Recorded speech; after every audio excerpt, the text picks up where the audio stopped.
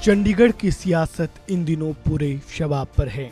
Mayor चुनाव के बाद केंद्र शासित प्रदेश चंडीगढ़ में शुरू हुआ सियासी खेल अभी थमा नहीं है। मेयर चुनाव में बीजेपी की अप्रत्याशित जीत के बाद आम आदमी पार्टी और कांग्रेस ने एक ओर जहां सुप्रीम कोर्ट का रुख किया तो वहीं दूसरी ओर अपनी पूरी ताकत प्रदर्शन में लगा दी। इन सबके बीच बीजेपी ने एक बार फिर से बड़ा दांव चलकर सबको चित कर दिया।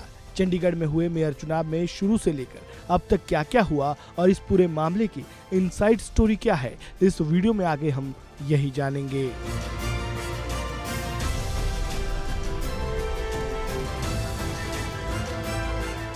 चंडीगढ़ मेयर चुनाव का मामला अभी सुप्रीम कोर्ट में है। इस बीच चंडीगढ़ में रविवार को कुछ ऐसा हुआ जिसने इस पूरे मामले की रूपरेखा एक बार फिर से बदल दी।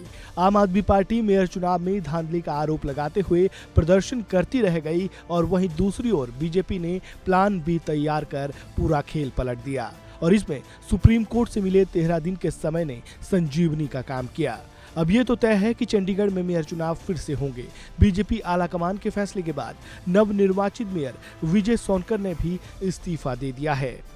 मेयर चुनाव का मामला जैसे ही सुप्रीम कोर्ट पहुंचा, बीजेपी ने इस बीच आम आदमी पार्टी के 3 पार्षदों को तोड़कर अपने पाले में कर दिया। सियासी जानकारों की माने तो जोड़ तोड़ की ये राजनीति अभी खत्म नहीं हुई है। बीजेपी आपके एक और पार्षद को अपने पाले में कर सकती है। आपके जिन पार्षदों ने बीजेपी का दामन थामा उनमें पूनम देवी, नेहा मुसावट और पार्षद विनोद तावड़े का नाम शामिल है। 30 जनवरी के बाद से मेयर चुनाव को लेकर शुरू हुए विवाद के बाद आम आदमी पार्टी ने अपनी पूरी ताकत प्रदर्शन में लगा दी। दूसरी तरफ बीजेपी ने सुप्रीम कोर्ट का रुख देखते ही प्लान बी पर काम शुरू कर दिया। पार्टी ने कुछ वरिष्ठ नेताओं को जिम्मेदारी दी कि वो आम आदमी पार्टी के उन पार्षदों की पहचान करे जो किन्हीं कारणों से नाराज चल रहे हैं। इसके बाद से भाजपा के वरिष्ठ नेताओं ने विपक्षी पार्षदों के साथ संपर्क साधना शुरू कर दिया था। अगर चंडीगढ़ नगर निगम के सियासी गणित को समझने की कोशिश करें तो पुरानी स्थिति के मुताबिक इंडिया गठबंधन मजबूत नजर आ रहा था। चंडीगढ़ में नगर निगम के पार्षदों की संख्या 35 है और सांसद का एक वोट मिलाकर वोटों की कुल संख्या 36 हो जाती है, जिसमें आम आदमी पार्टी के 13 और कांग्रेस के 7 पार्षद मिलकर 20 वोट थे। वहीं बीजेपी के पास 14 पार्षद और एक सांसद का वोट मिलाकर 15 वोट थे। वहीं एक वोट शिरोमणि अकाली दल के पास था। लेकिन अब वर्तमान स्थिति में नंबर गेम पूरी तरह से बदल चुका है।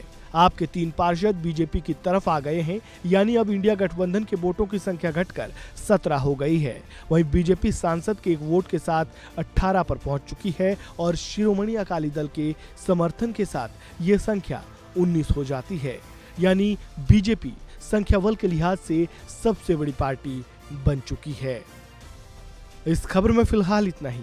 खबरों से जुड़े ताज़ा अपडेट के लिए वन इंडिया हिंदी को सब्सक्राइब करना बिल्कुल ना भूलें।